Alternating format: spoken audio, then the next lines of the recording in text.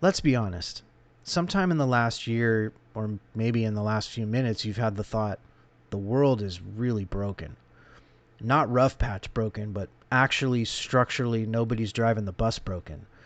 And every time you pick up your phone, it hands you fresh evidence. Wars, collapsing trust, a planet running a fever, prices that stop making sense. So today, let's ask the question out loud. The one we usually just feel in our chest at 1 a.m. Why is the world so friggin' messed up? And here's the part that nobody says. Is it actually as bad as it feels, or are we just the first humans ever built to feel all of it at once? So I went down a rabbit hole on this. Philosophers, psychologists, even a few people convinced that the apocalypse is running on schedule.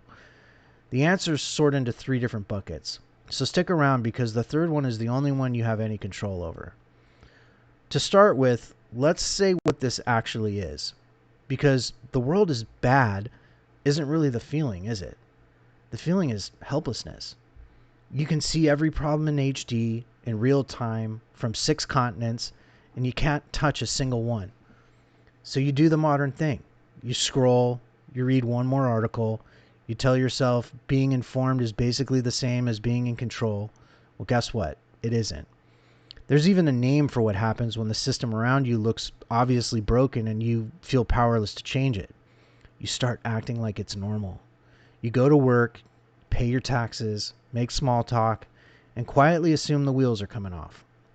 The gap between this is clearly not fine and I guess this is just how life is now is exhausting. And because here's the twist.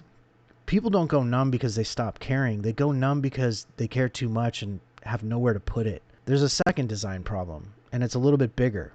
We lost the wide shot. For most of history, people had something, a faith, a tradition, a shared story that sat above their daily life and quietly shrank it. Your bad day, your status anxiety, your petty rivalry held up against eternity or a congregation made it smaller. A lot of people still find that steadiness in religion, and that's real. A lot of others don't. And the question is, what replaces it? Because when nothing sits above your own life, every win and every humiliation becomes the entire universe. There's a line from a man named Antonio Gramsci, written from a prison cell under a fascist government. So you could say he'd earned the right to be cynical. He said the trick is pessimism of the intellect and optimism of the will.